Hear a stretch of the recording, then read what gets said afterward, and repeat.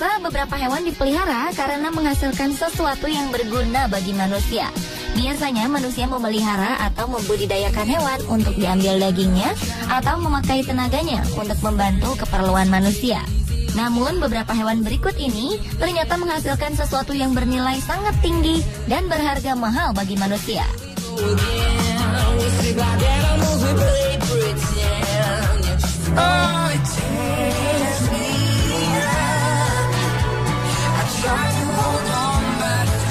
Bagi masyarakat kelas atas, kopi luwak sudah tidak asing lagi sebagai minuman pilihan. Kopi asli Indonesia yang rasanya nikmat ini merupakan kopi termahal di dunia. Harga 1 kilogram kopi luwak bisa mencapai $1.000 Amerika atau sekitar 11 juta rupiah. Uniknya, asal mula kopi luwak tidak semewah dari ketenarannya saat ini.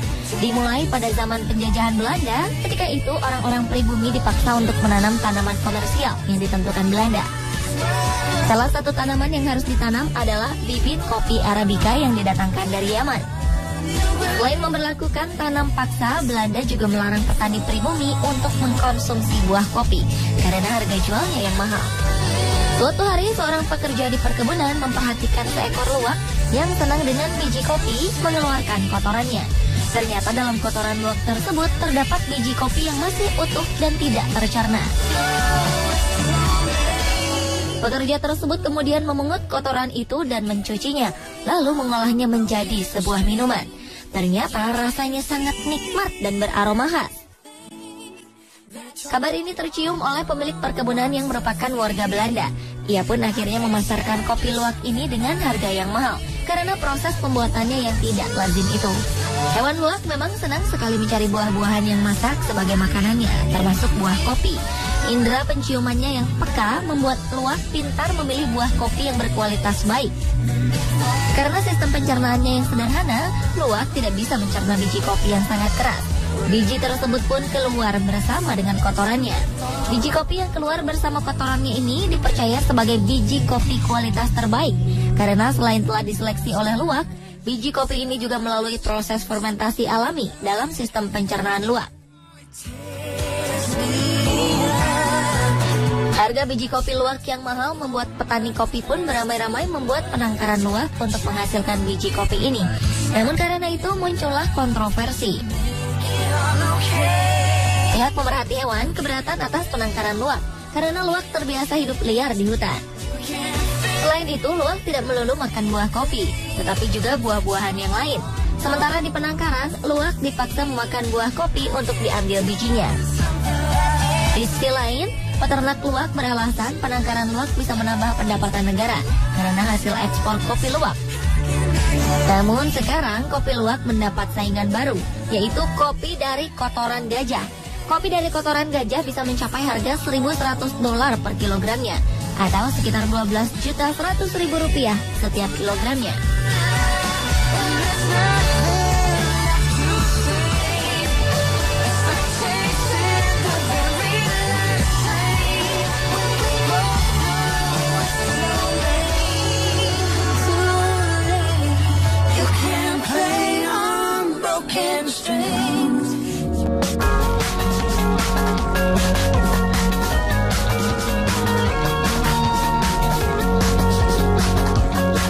Satu lagi hewan yang mendatangkan rezeki yang melimpah bagi pemeliharanya, yaitu burung walet. Sarang burung walet yang terbuat dari air liurnya bisa mencapai harga yang fantastis, yaitu 37 juta rupiah per kilogramnya.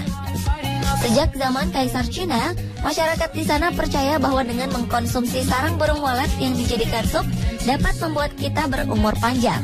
Dulunya, sup sarang burung walet ini dipersembahkan rakyat Cina untuk kaisarnya agar dapat memerintah dalam waktu yang lama. Mungkin karena dikonsumsi oleh kaisar dan bangsawan Cina inilah harga sarang burung walet menjadi mahal dan dianggap makanan mewah. Burung walet merupakan burung pemakan serangga. Tidak seperti burung kebanyakan yang suka bersarang di pohon, burung walet lebih suka berdiam di gua-gua atau rumah-rumah yang cukup lembab dan kurang pencahayaan. Langit-langit gua dan rumah tersebut menjadi tempat bagi burung walet untuk menempelkan sarangnya sebagai tempat beristirahat dan berkembang biak.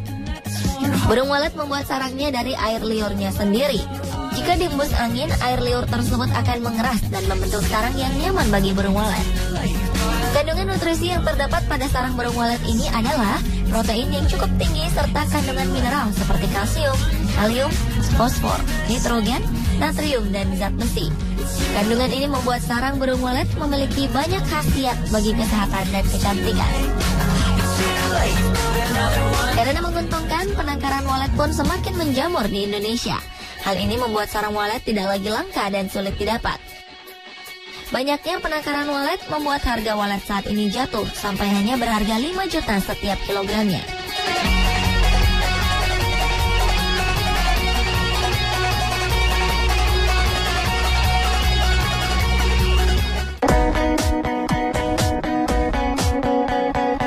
Mungkin banyak orang yang tidak suka dengan hewan yang satu ini. Bentuk tubuhnya yang pendek dan berbuku-buku serta gerakannya yang lambat membuat ulat menjadi salah satu hewan yang menggelikan. Belum lagi beberapa ulat menimbulkan rasa gatal bagi tangan yang menyentuhnya. Namun jangan salah, jenis ulat yang satu ini tidak menimbulkan rasa gatal jika disentuh. Bahkan, ia mendatangkan rezeki yang berlimpah bagi orang yang ingin memeliharanya. Inilah ulat sutra. Seperti namanya, ulat jenis ini menghasilkan serat pada kepompongnya yang bisa dimanfaatkan menjadi kain jenis sutra. Inilah yang membuat salah satu warga Bandung, Jawa Barat, yaitu Dedi Agus Wirantoro, mengembangkan sebuah padepokan penangkaran ulat sutra di daerah Arca Manik. Berawal sejak zaman penjajahan Jepang, Jepang membutuhkan pohon murbei dengan jumlah yang banyak untuk makanan ulat sutra yang mereka ternakan. Serat pada kepompong ulat sutra itu dimanfaatkan untuk membuat parasut. Masa itu kemudian menjadi inspirasi ayah dari Dedi yang sempat menjadi korban tanam paksa Jepang untuk mendirikan penangkaran ulat sutra sendiri. Habitat asli ulat sutra adalah pohon murbei. Karena itulah, para penangkar ulat sutra harus terlebih dahulu mempersiapkan kebun murbei sebagai makanan mereka. Ulat sutra merupakan hewan yang sangat rakus. Sekali memberi makan, Dedi memerlukan 18 karung daun murbei untuk ulat-ulatnya. Dan itu diberikan 3 kali dalam sehari. Namun ketika akan menjadi kepompong, ulat sutra akan berpuasa dan mengeluarkan liurnya untuk membentuk sarang kepompong. Sarang kepompong inilah yang diambil oleh Dedi untuk dijadikan benang sutra. Dalam proses pembuatan benang, awalnya kepompong direbus terlebih dahulu agar seratnya bisa terlepas dari lem yang sangat lengket. Ketika serat terlepas, serat ini pun digabung dari 16 sampai 20 helai untuk menghasilkan seutas benang. Dengan menggunakan mesin, karyawan Dedi memilih serat-serat itu dan membentuk gulungan-gulungan benang. Untuk menghasilkan kain sutra, benang-benang tadi ditenun dengan menggunakan mesin tenun tradisional. Tidak hanya budidaya ulat sutra, Dedi juga senang berbagi ilmu beternak ulat sutra bagi masyarakat yang ingin belajar. Di masyarakat itu banyak orang yang membongkar kenapa sih kok sutra itu mahal, kemudian kenapa ada yang bagaimana cara membedakannya antara sutra itu hanya asli atau palsu gitu. Sehingga kami memberikan pengetahuan kepada masyarakat bagaimana cara membedakan sutra, kemudian bagaimana cara proses budidayanya, kenapa sih kok itu mahal. Saya memang selalu mencari tempat-tempat kunjungan bagi anak-anak yang bisa memberikan edukasi. Jadi mereka tidak lagi hanya sekedar belajar di sekolah, tapi mereka bisa di lapangan juga langsung melihat.